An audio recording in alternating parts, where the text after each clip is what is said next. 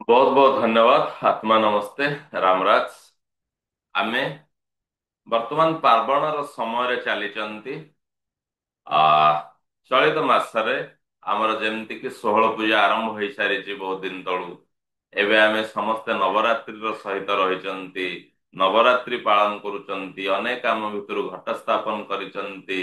मांकर को दिन को बेश को दिन को प्रसाद कौन पाई मांकर को दिन कौन प्रिय आमे जत संभव आमे ସେଥିରେ ନିଜକୁ ସାମିଲ କରିପାରିଛନ୍ତି।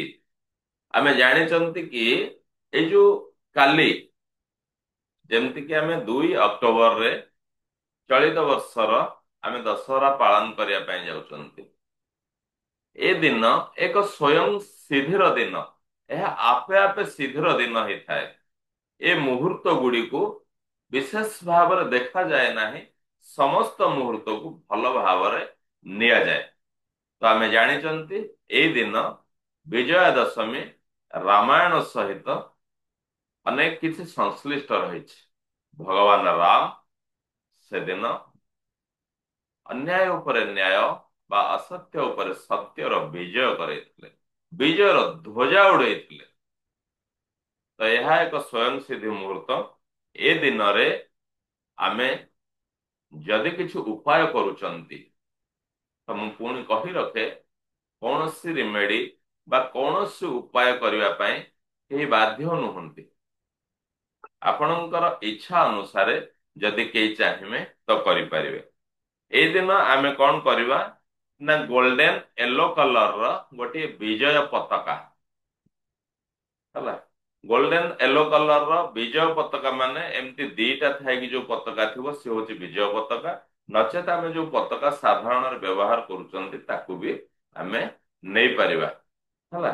ଗୋଲ୍ଡେନ ୟେଲୋ କଲର ବିଜୟ ପତାକା ହେଇଥିବ ଯଦି ତା ଉପରେ ଓମ୍ ହ୍ରୀମ୍ ନମଃ ଯଦି ଲେଖି ପାରୁଛେ, ଓମ୍ ହ୍ରୀମ୍ ନମଃ ଯଦି ଲେଖି ପାରୁଛେ ଭଲ। ନଚେତ ସେଇ ବିଜୟ ପତାକାକୁ ଆପଣ ଓମ୍ ହ୍ରୀମ୍ ନମଃରେ ଆଫର୍ମେସନ ଦେବେ। ତାକୁ ଏନର୍ଜାଇଜ କରିକି ଆମ ଘରର ସାଉଥ ୱେଷ୍ଟ କର୍ଣ୍ଣରରେ ଦକ୍ଷିଣ ପଶ୍ଚିମ କର୍ଣ୍ଣରରେ ଯଦି କାଲି ଆମେ ତାକୁ ସ୍ଥାପନ କରୁଛନ୍ତି ତ ଏଇ ଉପାୟ କହୁଛନ୍ତି ଯେ ନବଗ୍ରହର ପୀଡାରୁ ଏବଂ ସମସ୍ତ ବାସ୍ତୁ ଦୋଷରୁ ଆମକୁ ସେ ଏକ ପ୍ରୋଟେକ୍ସନ ଦେଇଥାଏ। ଏହା ହଉଛି ପ୍ରଥମ ରେମେଡି। ଆମେ ଚାହିଁଲେ କାଲି କରିପାରିବା। ଦ୍ୱିତୀୟ ରେମେଡି କି ଆପଣ ମାନେ ଜାଣିଥିବେ ଭଗବାନ ରାମ ମର୍ଯ୍ୟାଦା ପୁରୁଷୋତ୍ତମ ପ୍ରଭୁ ଯେତେ ଦିନ ବନଗମନ ଲୀଳାରେ ଥିଲେ ସେତେ ଦିନ ତାଙ୍କର ପ୍ରତୀକ୍ଷାରେ ଅଯୋଧ୍ୟାବାସୀ ମାନେ ଲୁଣ ସେବନ କରୁନଥିଲେ ହେଲା।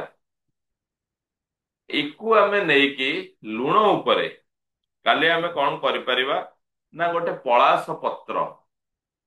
ପଳାସ ପତ୍ରରେ କିଛି ପଗଡ ଲୁଣ ଯୋଉଟା କି ଆମେ ନେଇପାରିବା ପାଉଡର ଲୁଣ ଟା, କିନ୍ତୁ ଆଗରୁ ଯୋଉ ଲୁଣ ଆମେ ବ୍ୟବହାର କରୁଥିଲେ ପଗଡ ଲୁଣ, କିଛି ପଗଡ ଲୁଣ ନେଇକି ଆମେ ଯଦି ଆମର ବ୍ୟବସାୟ ପ୍ରତିଷ୍ଠାନ ହେଇପାରେ, ଆମର ଘର ହେଇପାରେ, ଆମେ କୋଉ ଜାଗାରେ ଯଦି ଘର ଭଡା ନେଇକି ଅଫିସ କରିଥାନ୍ତି, ଏସବୁ ଜାଗାରେ ପଳାସ ପତ୍ରରେ ଲୁଣ ନେଇକି ପ୍ରତ୍ୟେକଟି ରୁମକୁ ଆପଣ ବୁଲି ଆସିବେ। ତିନି ତିନି ଥର ବୁଲି ଆସିକି ସେଇ ଲୁଣକୁ ଆମେ ବାହାରେ ଡେଷ୍ଟ୍ରୟ କରିଦବା।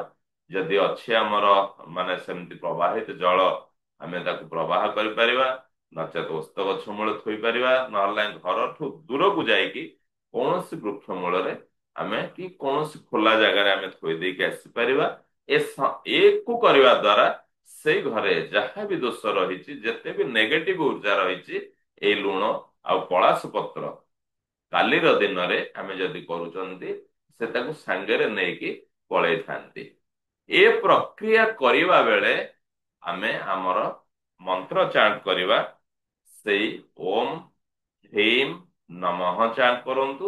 ନଚେତ ଆମେ ଯୋଉ ମନ୍ତ୍ର ସହିତ ବହୁତ ସୁନ୍ଦର ଭାବରେ ପରିଚିତ ଆମେ ସମସ୍ତେ ସେଇ ପ୍ରକ୍ରିୟାକୁ ବିଭିନ୍ନ ସମୟରେ କରୁଛନ୍ତି କ୍ରିମ କ୍ରିମ ଆପଣଙ୍କର ଏଇ ମାନେ ସେ ଯୋଉ କଳାସ ପତ୍ର ଆଣିକି ତା ଉପରେ ଲୁଣକୁ ଆମେ ରଖିବା ଠାରୁ 3 ରାଉଣ୍ଡ ବୁଲେଇବା ପର୍ଯ୍ୟନ୍ତ ଏବଂ ଘର ଛାଡିବା ପର୍ଯ୍ୟନ୍ତ ଇଭିନ୍ ଇଫ୍ ଆମେ ନେଇକି ଯୋଉ ଜାଗାରେ ତାକୁ ପ୍ରବାହ କରିବା ବା ଥୋଇବା ସେ ପର୍ଯ୍ୟନ୍ତ ଆମେ ସେଇ କ୍ରିମ ଚାଣ୍ଟ କରୁଥିବା ବା ଓମ୍ ହ୍ରିମ୍ ନମଃ ଚାଣ୍ଟ କରୁଥିବା। ୟାକୁ ଯଦି କରୁଛେ ତାହେଲେ ଆମର ଘରୁ ଏ ସବୁ ପ୍ରକାର ଜିନିଷ ଦୂରେଇ ଯିବ। ତୃତୀୟ ରେମେଡି ବା ତୃତୀୟ ଉପାୟ, ଯଦି କେଶରର ତିଳକ ଆମେ କାଲି ଆମର ରିଙ୍ଗ ଫିଙ୍ଗରରେ ସଗୁଣର ସହିତ ଆମେ ଆମର ଟ୍ରେଜେରରେ, ଆମର ବିଜନେସ ପ୍ଲେସରେ, ଆମ ଡୋରରେ, ଫ୍ରଣ୍ଟ ଡୋରରେ ଆମେ ଯଦି ସଗୁଣର ତିଳକ ଟିଏ କରିଦଉଛନ୍ତି ସ୍ୱସ୍ତିକର ମାନେ ସ୍ୱସ୍ତିକଟେ କୋଉଥିରେ ନା କେଶରର ପାଉଡର ମିଳିଯାଏ ପୂଜା ସାମଗ୍ରୀ ଦୋକାନରେ। ସବୁ ଉପାୟ ଆପଣ କରିବେ ବୋଲି କିଛି ମାନେ ନାହିଁ। ଯେତିକି ପାରୁଛନ୍ତି ଆପଣ ତାକୁ କରିପାରିବେ। ଇଏ ଆମ ଘରକୁ ବର୍ଷ ତମାମ ପ୍ରୋଟେକ୍ସନ ଦଉଛି। ତ ଏସବୁ ପ୍ରକ୍ରିୟା ଯଦି ଆମେ ସକାଳରେ କରୁଛନ୍ତି ତାହେଲେ 6ଟା 15ରୁ 7ଟା 30 ଭିତରେ ଯଦି କରୁଛନ୍ତି ଆମ ପାଇଁ ଅତ୍ୟନ୍ତ ଶୁଭଙ୍କର ହେଇଥାଏ। ଏବେ ଆମେ ଆସିବା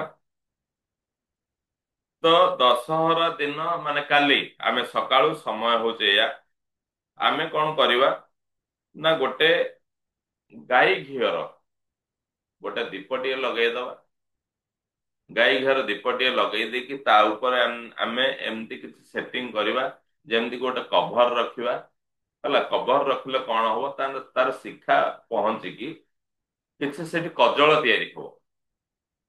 ହେଲା, ଏଇ କଜଳକୁ ଆମେ କଣ କରିବା ନା ସୂର୍ଯ୍ୟାସ୍ତ ପୂର୍ବରୁ ଏଇ କଜଳକୁ ଲେଫ୍ଟ ହ୍ୟାଣ୍ଡର ଏଇ ଫିଙ୍ଗରରେ ଇଣ୍ଡେକ୍ସରେ ଟିକେ ନେବେ, ଟିକେ ନେଇକି ଆପଣଙ୍କ ମଥାରେ ସେଇ ଲେଫ୍ଟ ସାଇଡରେ ଟିକେ ମାରିଦେବେ। ଆଉ ସେଇ କଜଳକୁ ଯଦି ଆମେ ଆମର ଦ୍ୱାର ବନ୍ଧରେ ଛୋଟିଆ ସ୍ୱସ୍ତିକଟେ କରୁଛନ୍ତି, ସମସ୍ତ ପ୍ରକାର ନଜର ଦୋଷ, ସମସ୍ତ ପ୍ରକାର ମାନେ ଯେତେ ନେଗେଟିଭ ଉର୍ଜାକୁ ସେ ଘରକୁ ଆସିବାକୁ ଦେବେ ନାହିଁ। ଆଉ ଗୋଟେ ପକ୍ଷରେ ସେ କଜଳକୁ ଯଦି ଆମେ ରଖୁଛନ୍ତି, ପିଲାମାନଙ୍କର ଯୋଉ ନଜର ଦୋଷ ଆସେ ମା ମାନେ ଯୋଉ କଜଳ ପିନ୍ଧେଇ ଦିଅନ୍ତି ସେଇ କଜଳ ସାଙ୍ଗରେ ଯଦି ମିଶେଇ ଦେବେ ଇଏ ବହୁତ ଉପକାରୀ ହେଇଥାଏ। ଅନୁରୂପ ଭାବରେ ଆହୁରି ଗୋଟିଏ ରିମେଡି, ଯଦି ଆମେ ଭାବୁଛନ୍ତି ବାସ୍ତୁ ଦୋଷ ରହିଛି ବୋଲି ଘରେ, ଆଜି ଆମେ କୌଣସି ଏକ ସମୀ ବୃକ୍ଷ ପାଖକୁ ଯାଇକି ଆମେ ତାଙ୍କଠୁ ପରମିସନ ନବା। ପରମିସନ ନବା ପରେ କାଲି ସକାଳୁ ଆମେ ଯାଇକି ଆମେ ଆଜି ପରମିସନ ନବା, କାଲି ପୁଣି ତାଙ୍କୁ ଆଜ୍ଞା ନେଇକି ଆମେ 11 ଆଙ୍ଗୁଳ ର ଗୋଟିଏ ତାର ଶାଖାଟିଏ ଆଣିବା, ଡାଳଟିଏ ଆଣିବା। ଏ 11 ଆଙ୍ଗୁଳ ଶାଖାକୁ ଯଦି ଆମେ ରକ୍ଷା ସ୍ତୋତ୍ର ସହିତ ଆମର ମେନ୍ ଡୋର ଆଗରେ ରଖିବା, ନଚେତ୍ 4 ଖଣ୍ଡ ଯଦି ଆଣିବା, ଯେମିତିକି ଆମେ ରୁଦ୍ରାକ୍ଷର ରିମେଡି କରୁଛନ୍ତି, ଘରର 4 କୋଣରେ 4ଟି ପୋତି ଦବା, ତାହେଲେ ସେ ଘରୁ ବାସ୍ତୁ ଦୋଷ ଯାଏ ବୋଲି ବା ବାସ୍ତୁ ଦୋଷ ରୁହେ ନାହିଁ ବୋଲି ସମସ୍ତେ ମାନେ ଆମର ବିଶ୍ୱାସ ଅଛି। ସେ ସହିତ ଆମେ ଯଦି ଘରର ମୁଖ୍ୟ ଦ୍ୱାର ଆଗରେ ତାକୁ ଆମେ ହ୍ୟାଙ୍ଗ କରୁଛନ୍ତି, ତା ସହିତ ଆପଣ ହଳଦିଆ ସୋରିଷର ଗୋଟିଏ ପୁଟୁଳି ମଧ୍ୟ ତା ସହିତ ଆମେ ରଖିଦେଇ ପାରିବା। ଏବେ ଆହୁରି ଗୋଟିଏ ସୁନ୍ଦର ରିମେଡି, ଯେମିତି କି ବନ୍ଧନ ବାର ବା ଆମେ ତୋରଣ, ଆମ ଘରକୁ ପ୍ରୋଟେକ୍ସନ ଦବା, ବନ୍ଧନ ବାର ଦବା। ଆମେ ତୋରଣ କରୁଛନ୍ତି, ଆମ୍ବ ପତ୍ରରେ ଆମେ ତୋରଣ କରୁଛନ୍ତି, 24ଟି ପତ୍ର ଯଦି ନବା ବହୁତ ଭଲ। ତ କଣ କରିବା ନା କେଶର, ଆମକୁ କେଶରର ତିଳକ ଦରକାର। ସେଇଟା କେଶରର ତିଳକରେ ଆମେ ଗୋଟିଏ ପତ୍ରରେ ସେଇ ମନ୍ତ୍ର, ଆମେ ଗୋଟିଏ ପତ୍ରରେ ଲେଖିବା ଓମ୍ ଶ୍ରୀମ୍, ଆଉ ଗୋଟିଏ ପତ୍ରରେ ହ୍ରୀମ୍, ଆଉ ଗୋଟିଏ ପତ୍ରରେ କ୍ଲିମ୍, ଗୋଟିଏ ପତ୍ରରେ ଓମ୍ ଶ୍ରୀ, ଆଉ ଗୋଟିଏ ପତ୍ରରେ ହ୍ରୀମ୍, HREEM ଯୋଉ ହିମ୍, ହ୍ରୀମ୍, ଆଉ ଗୋଟିଏ ପତ୍ରରେ କ୍ଲିମ୍, KLEM ଯୋଉ କ୍ଲିମ୍ କହୁଛେ କ୍ଲିମ୍, ଆଉ ଗୋଟିଏ ପତ୍ରରେ ମହାଲକ୍ଷ୍ମୀ, ଆଉ ଗୋଟିଏ ପତ୍ରରେ ନମ। ଏଇଭଳି 5ଟି ପତ୍ରରେ ଆମେ କେଶରରେ ଲେଖିଦବା ହେଲା। ନଚେତ ଆପଣ ଲେଖନ୍ତୁ ଗୋଟେ ପତ୍ରରେ ଓମ୍ ଲେଖନ୍ତୁ, ଆଉ ଗୋଟେ ପତ୍ରରେ ଶ୍ରୀ ଲେଖନ୍ତୁ, ଆଉ ଗୋଟେ ପତ୍ରରେ ହିମ୍ ଲେଖନ୍ତୁ, ଆଉ ଗୋଟେ ପତ୍ରରେ କ୍ଲିମ୍ ଲେଖନ୍ତୁ, ଆଉ ଗୋଟେ ପତ୍ରରେ ମହାଲକ୍ଷ୍ମୀ ନମଃ ଲେଖନ୍ତୁ। ଆପଣ ଯେମିତି ଆପଣଙ୍କୁ ସୁବିଧା ହଉଛି ଲେଖନ୍ତୁ। ତୁଳିର ଯଦି ବ୍ୟବହାର କରିବେ ଛୋଟ ଆକାରରେ ଆପଣ ଲେଖିପାରିବେ, ଆଉ ତାକୁ ଯଦି ସଗୁଣରେ ଆମେ ଲେଖିପାରୁଛେ ତାହେଲେ ଭଲ।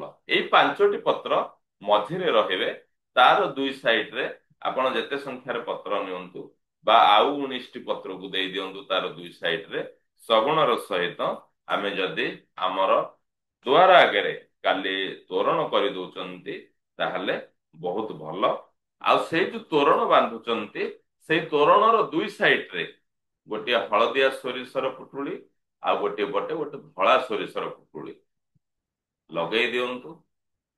କୌଣସି ପ୍ରକାର ନଜର ଦୋଷ, କୌଣସି ପ୍ରକାର ନକାରାତ୍ମକ ଉର୍ଜା, କୌଣସି ପ୍ରକାର ବାସ୍ତୁ ଦୋଷର ପ୍ୟାନିକରେ ରୁହନ୍ତୁନି। ଖୁବ ସୁନ୍ଦର ଭାବରେ ଆମେ ଏଇ ଉପାୟକୁ କରିପାରିବା। ଏବେ ଆମେ ଆସିବା ଆହୁରି ଗୋଟିଏ ସୁନ୍ଦର ରିମେଡି।